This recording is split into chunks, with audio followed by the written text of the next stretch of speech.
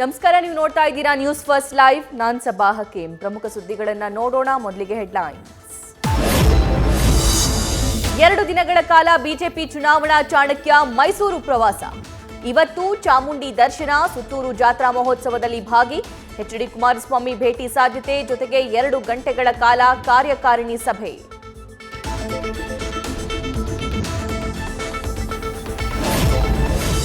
ಒಕ್ಕಲಿಗರ ಭದ್ರಕೋಟೆ ಮಂಡ್ಯದ ಟಿಕೆಟ್ ಯಾರಿಗೆ? ಬಿಜೆಪಿಗ, ಜೆಡಿಎಸ್ಗ? ಇವತ್ತು ಅಮಿತ್ ಶಾ ನೇತೃತ್ವದಲ್ಲಿ ಬಿಜೆಪಿ ನಾಯಕರ ಸಮಾಲೋಚನೆ. ಸುಮಲತಾ ಅಂಬರೀಷ್ಗೆ ಸಿಗುತ್ತಾ ಸಿಹಿ ಸುದ್ದಿ?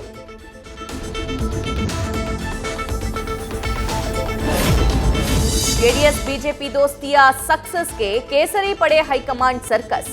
ಸಮನ್ವಯ ಸಮಿತಿ ರಚನೆಗೆ ದಿಲ್ಲಿ ನಾಯಕರ ಪ್ಲಾನ್. ವಿಜೇಂದ್ರ, ಎಚ್ಡಿಕೆ ನೇತೃತ್ವದಲ್ಲಿ ತಲಾ 10 ನಾಯಕರಿರುವ ಸಮನ್ವಯ ಸಮಿತಿ ರಚನೆ ಸಾಧ್ಯತೆ. ಬಳ್ಳಾರಿ ನಗರ ಶಾಸಕ ಭರತ್ ರೆಡ್ಡಿಗೆ ಇಡಿ ಶಾಕ್. 24 ಗಂಟೆ ಕಳೆದರೂ ಮುಂದುವರೆದ ಪರಿಶೀಲನೆ. ಇವತ್ತು ಇನ್ನಷ್ಟು ಆಪ್ತರ ಮನೆಗಳ ಮೇಲೂ ರೇಡ್ ಸಾಧ್ಯತೆ.